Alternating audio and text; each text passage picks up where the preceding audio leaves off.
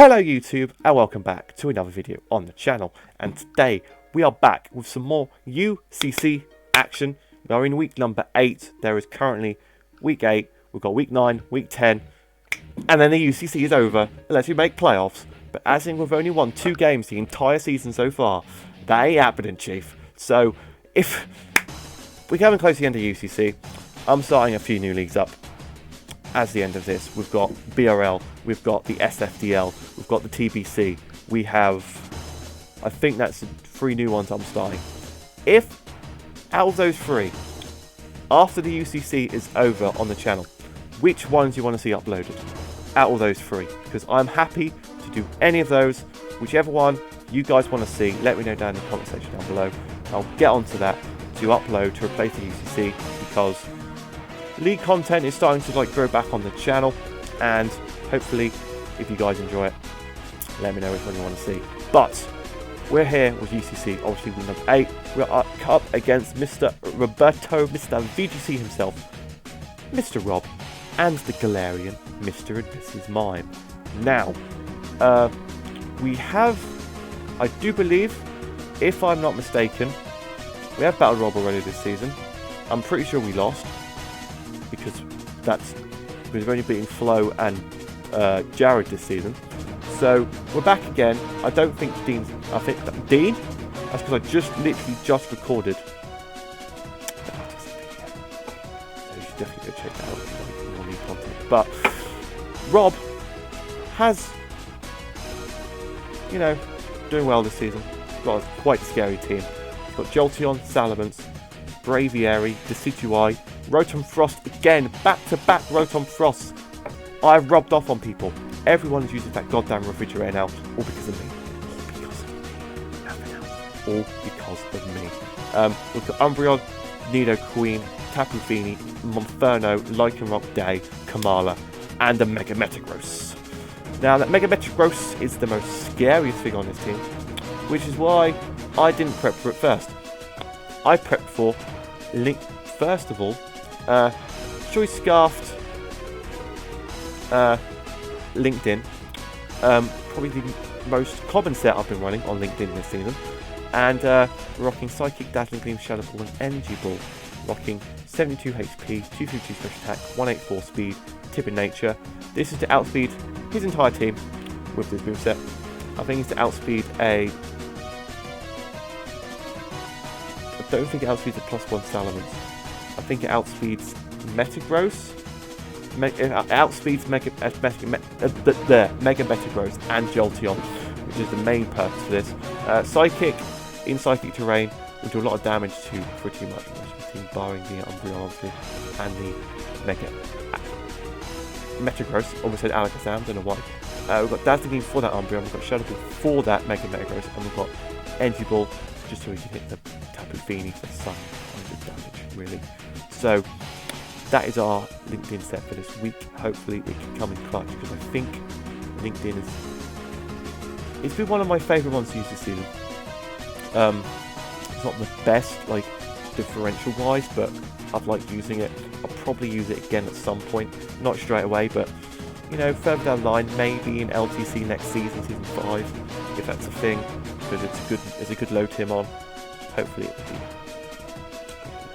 might be better. Who knows? Okay, next up we've got another Psychic type. We're rocking double Psychic this week with our Mew, DNA, Leftover, Synchronized. With 252 HP, 160 defense, 96 fresh attack, bold nature. This is to live I think it's a Meteor Mash from Mega Metagross. O-Coach will counter. Boy, win-win. Ice Beam with this set. Body's like Salamence. Soft boiled, just so we can recover, so we can keep healthy, and we've got Nightshade, just so we can get some residual damage on stuff which isn't a physical attack, or a Mons, which is an Ice Beam, like Tapu Fini for example. So it's a very interesting set. This is what Mew is. This is what Mew does. It can do many things. This is our Mega Metagross wall, our Salamence wall, and both in one Mon. And it could pretty much wall most things, barring obviously Dark, Bog, Ghost, all those sorts of things it's weak to. But everything else, you can build it specifically to do whatever you want it to do, which is what Mew is here for. It's hopefully can help us pick up a few of these before the end of the season and not have a terrible record, but we're here and Mew is here. Hopefully we can have some fun with this Mew and Rob won't see it coming. That's the main goal for this game. Next up, we've got my favourite little hamster on the team. We've got Angry Alvin, our Morpico Life Orb Hunger Switch, because it only gets Hunger Switch, Aura Wheel, Psychic Fans, Parting Shot, Brick Break, 72 HP, 184 attack, Adamantial, 252 speed. This is so Aura Wheel, Oko's, Feeny, or Braviary. I can't remember which one it does, but it's got enough attack to Oko. Tapu Fini, I do believe if it's a standard max bulky one. Aura Wheel kills. Psychic Fans will kill, definitely kill Nidoqueen Queen in Psychic Terrain. Brick Break is there for the Umbreon if you want to switch in, or Rotom Frost or something like that. You can't really touch this thing with Rotom Frost, really, and Rotom Frost is going to be a problem for this team, especially if it's got Shadow Ball on it.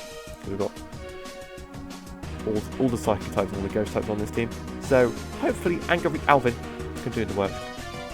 And in the game, you'll know why I should have really switched Brick Break for Ice Fang so I could hit the Salamence. But we'll get to that in the game. So that's our Angry Alvin set for this week. Next up, we've got our boy Cyclops, our Dusclops, who is our special defensive wall this week, because we can replace the Decidueye, the Rotom, the Jolteon, the Feeny, just to be our special wall this week, because DNA's obviously got a physical bolt behind it. We need the special one for his special threats, so we've got Dusclops here, who's rocking box standard 252, 252, Careful Nature, with Will-O-Wisp, so he can burn all his physical threats, apart from obviously Inferno, or if he gets Misty Terrain up with Feeny, but we can play around that with our own Psychic Terrain. We've got Seismic Toss, so we can hit some residual damage on everything on the team. Didn't want to bring Nightshade because obviously he's got a Kamala there, so we can freely. It doesn't have a. It was hard because if I brought Nightshade, I could touch the Kamala. If I brought Seismic Toss, I can't touch the Decidueye. But we can Shadow Punch with the Decidueye. We can burn the Decidueye. Also got Pain Split to get some recovery off. Especially if we're at low health, you think, oh, okay, I'm going to switch out into something really bulky, which will be fine. Pain Split, sorted, excellent, Fan-Dabby-Dozy, that's what we like to see. Also, Will-O-Wisp, I just realised just right now, because I'm an idiot, we can still burn Salamence and Braviary with Will-O-Wisp and Rotom Frost, because they don't touch the ground, and are not affected by the terrain. So, we have options, we have good options for this game, with Cyclops.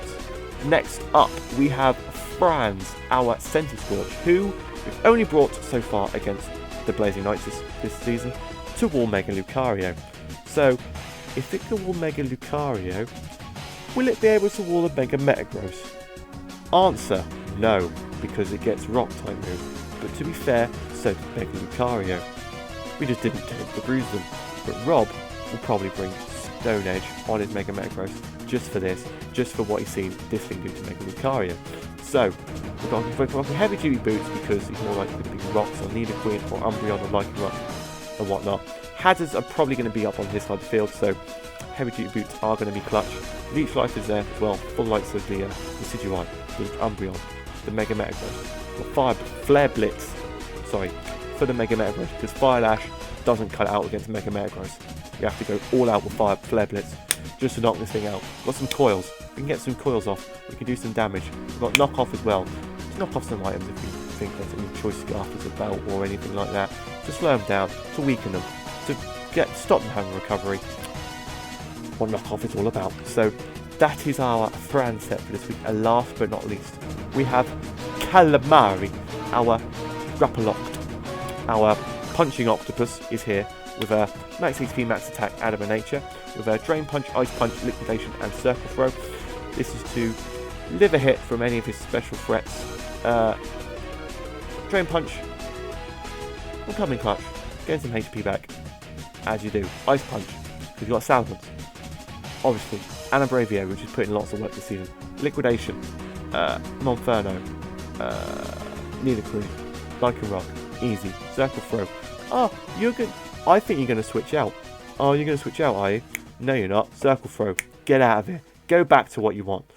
So just keep Circle Throwing forever. Because if you want to switch out, you want to stay in, haha, you're going to die to the Circle Throw. It's just good to be doing this, and this, and this, and this, and this. Hopefully we can Circle Throw a few of his Mons out, do the most, and be absolutely stellar. So that is our Calamari set for this week. Liked using Calamari so far. So hopefully you might see more of Calamari coming soon to a screen near you.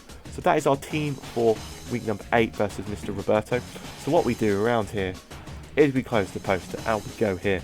As you can see, Rob has bought Mons, Rotom, Monferno, Lycanroc, Umbreon, Nidoqueen. There is no Mega Metagross on my screen, which is very unfortunate because I did a lot of prep for that, especially with Mew. He has not brought his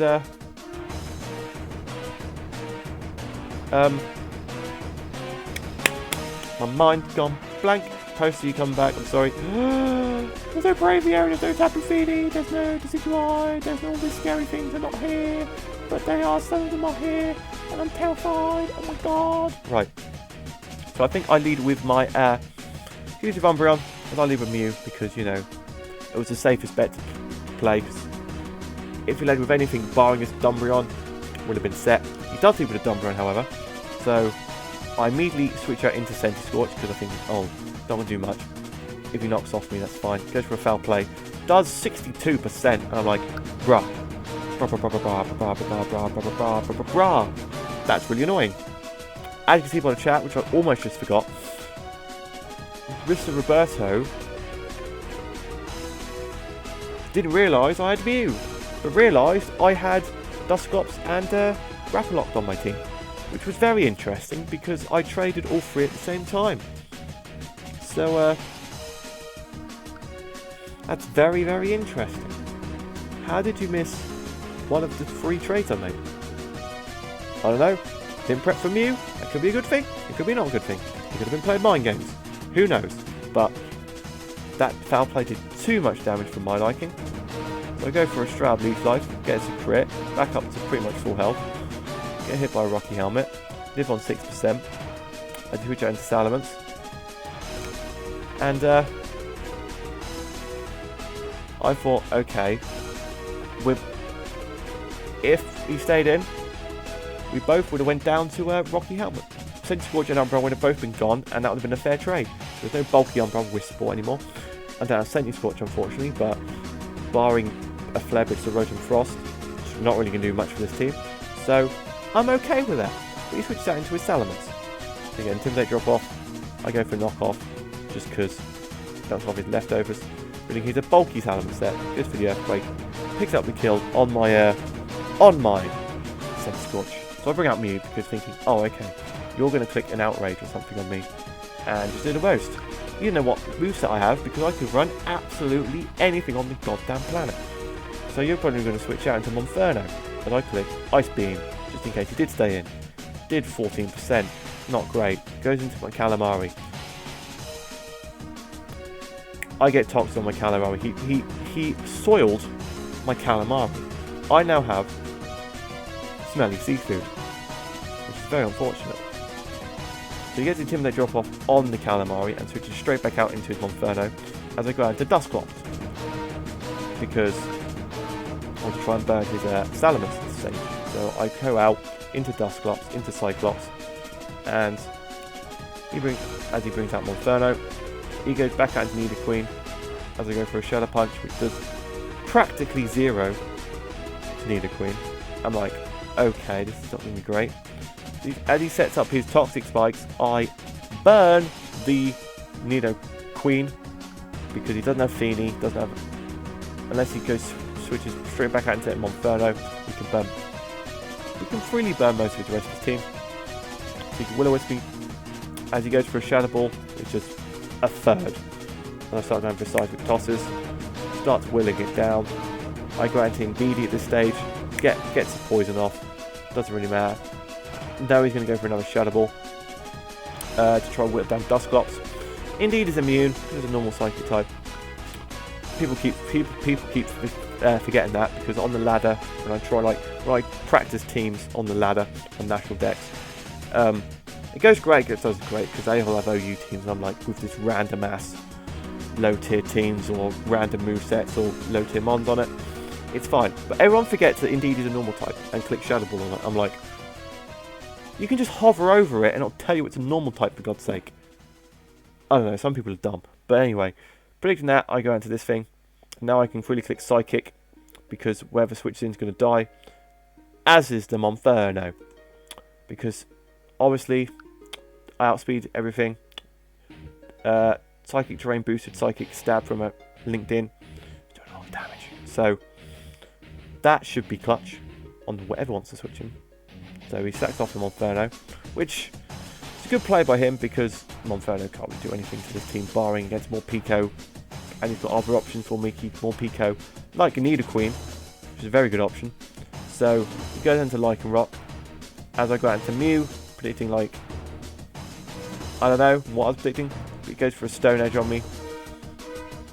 And I'm thinking, right, okay, I think I could counter.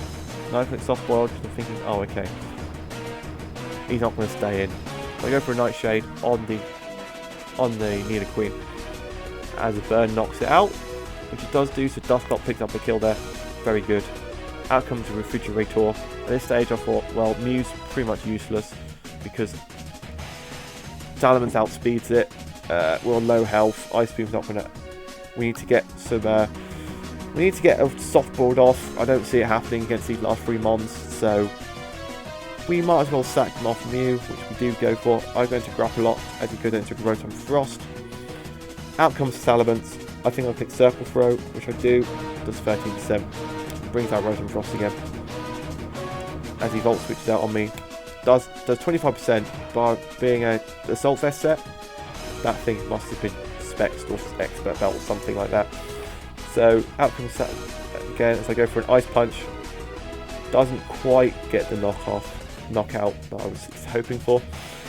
So what I should have done the first time he switched out this thing was click Ice Punch. I would have been at -1 attack instead of -2, and it probably would have been dead.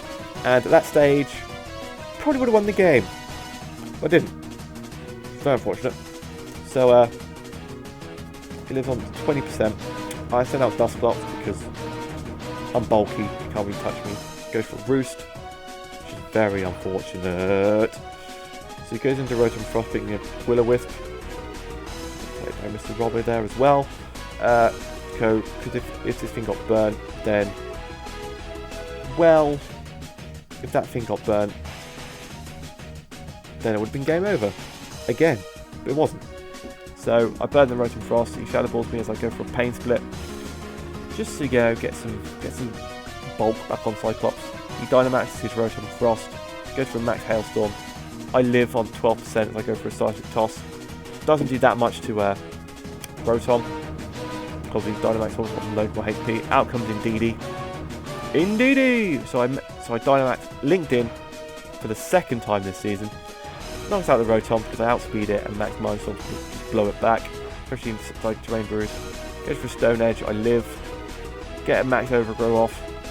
Knocks out the... go for the Max Overgrow. Now I did display, instead of going for a Psychic, was... because I'm absolutely smart, people. I'm absolutely intelligent, because I knew Salamence had Earthquake. I knew that, so I went for Grassy Terrain, just so I could go into more Pico, go for an Aura Wheel, knock it out, because Earthquake is now doing only half damage because it's in Grassy Terrain, so I could potentially live 1 and kill it with an Aura Wheel. You know? Thinking big. Now unfortunately, LinkedIn goes down because of the Toxic Spikes. Out comes Salamence. I go into Grapple Lock, just so I can, you know...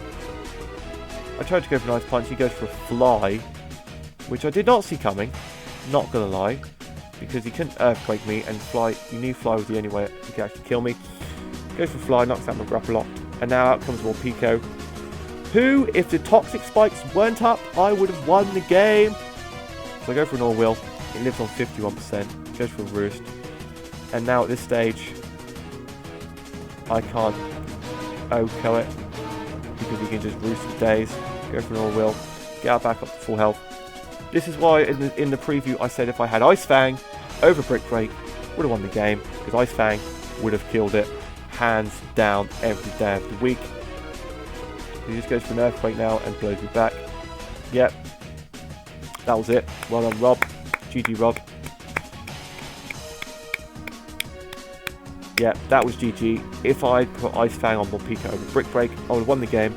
I would have had 3 of these instead of 2, which is very unfortunate. But if you guys have enjoyed this latest video, make sure you give it a thumbs up. Smash the subscribe button if you're not, and like the content. Smash that subscribe button. Leave any comments about how I can improve as a battler, how I can improve my league content videos, all that good stuff. Let me know in the comment section down below. I tend to get back ASAP on comments at this stage, so if you want to chat, comment section is where it's at. I'm a poet and I didn't even know it. Thank you guys for watching, and I'll see you guys next time.